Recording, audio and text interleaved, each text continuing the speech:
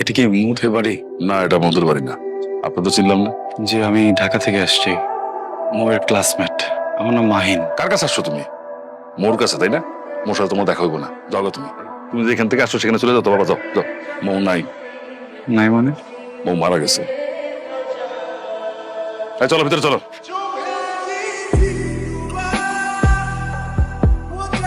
পোলারা দেখো বৃষ্টিতে ভিজা কেমন শীতে কাঁপতাছে, আমার না খুব খারাপ লাগতেছে। তোমার খারাপ লাগতেছে, আমি কি করবো? একটা মেয়ে মারা গেছে শোনার পরে বেহায়ের বলে দাঁড়ায় আছে।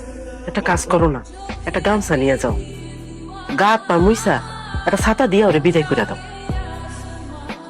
এই তুমি কি পাগল হয়ে গেছে? এই বৃষ্টিতে দাঁড়া দাঁড়া ভিজলে কি তোমার কাছে মৌ চলে আসবে? তুমি মৌরে পায়ে যাবা? ও বুঝছি। এই ধরো, এই 500 টাকা রাখো রাখো, আপনি ধরো। বাজারের পাশে বাস স্ট্যান্ড আছে, সেখানে যাও গিয়ে গাড়ি তুই টাকা চলে যাও। মোর কি হয়েছিল? মৌর কি হয়েছিল সেটা আমারও জিজ্ঞেস করতেছো কেন? মৌরে যা জিজ্ঞেস করো। আপনি আমাকে বলবেন মোর কবরটা কোথায়?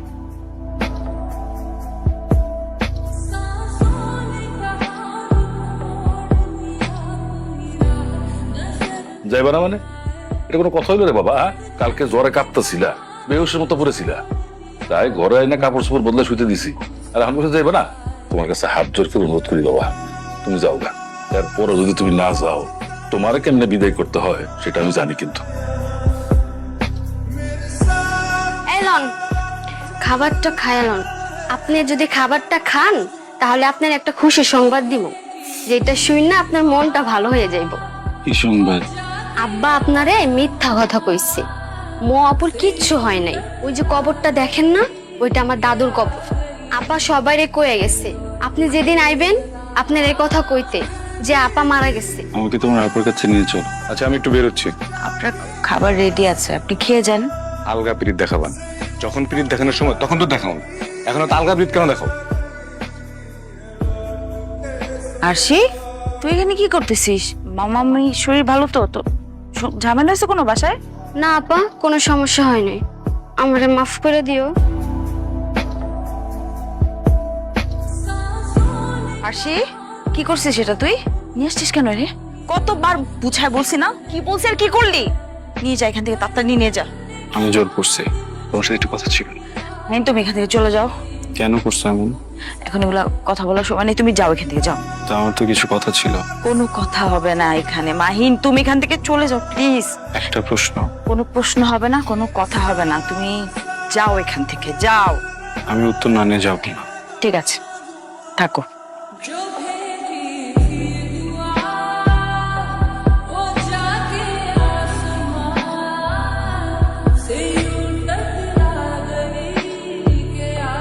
মাহিন, আল্লাহর ওয়াস্তে তুমি এখান থেকে চলে যাও, পাগলামি করো না। যে কোনো সময় কিন্তু চলে আসবে, বুঝছো? অনেক বড় ঝামেলা হয়ে যাবে।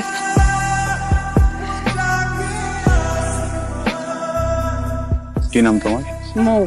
সুন্দর। তুমি তো অনেক লক্ষ্মী, শান্ত, সুন্দর, এই জন্য তোমাকে ভালো লাগছে।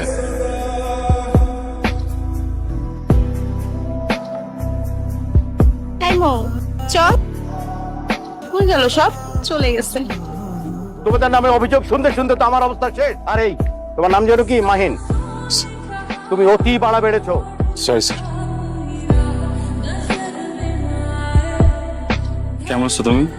ভালো। আমি ভালো নেই, গতকাল থেকে অনেক জ্বর। তোমার জ্বর? এটা আমার ছোটবেলার সমস্যা। কাউকে যদি কিছু বলতে চাই আর বলতে না পারি, তখন খুব জ্বর আসছে। আই লাভ ইউ মৌ, অনেক ভালোবাসি।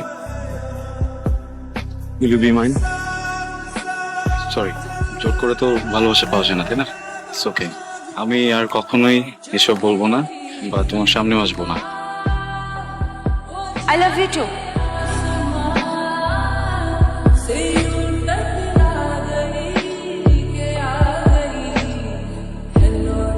তুমি প্রমিস করো যে তুমি আর কখনো কোনো মারামারি, গ্যাঞ্জাম, কোনো ঝামেলার মধ্যে যাবে না। প্রমিস করো। যদি প্রয়োজন পড়ে? প্রয়োজন পড়লেও না।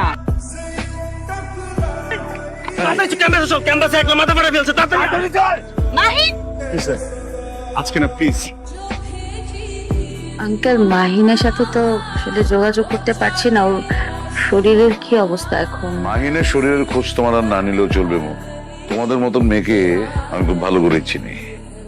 তোমাদের একটাই টার্গেট থাকে যে ঢাকায় এসে একটা বড় লোকের ছেলেকে যে কোনো ভাবে হোক পটানো, তারপর Thailand, Singapore, Europe, America, Dubai. তোমাদের মতন মেয়েদের জীবনের লক্ষ্য তো একটাই, টাকা। তুমি গ্রাম থেকে উঠে এসে আমার ছেলেকে তুমি পটিয়ে ফেলবে, আর আমি বুঝবো না তোমার উদ্দেশ্য। Very sad. বাইরে আমার 4টি পালা কুকুর দাঁড়িয়ে আছে, তুমি যদি ওদের খাবার হতে না চাও তাহলে আজ এক্ষুনি তুমি শহর ছেড়ে চলে যাবে। আর কখনো তুমি মাহিনের সাথে যোগাযোগ করার চেষ্টা করবে না। যদি করো তাহলে শুধু তুমি না, তোমার জ্ঞাতি গোষ্ঠী সহ, তোমার মামার বাড়ির সবাইকে সহ একদম মাটির 3 হাত নিচে আমি গেড়ে দেব। উপস্থিত মুরব্বী, আপনারা তো সবই শুনলেন, সবই জানলেন, আর ওরা শাস্তি তো দেওয়া হয়েছে অনেক। আমি বলতে চাইছিলাম কি, বাইরের মানুষ এবার ওরা আমরা বিদায় করে দিই, ছেড়ে দিই ওরা। আমার আপনি এটা কি কইতেছেন? তো ওরা সাহস আমার বাড়িতে ঢুকে আমার বউয়ের লগে চাতা খুশি করবো, ওরে আমি কাইটটা গাঙে ভাষায় দেবো। ওর গায়ে কোনো হাত দিবেন না। আমার যত খুশি মারেন, কোনো অসুবিধা নেই, কিন্তু ওর গায়ে কোনো হাত দিবেন না। আমার কথা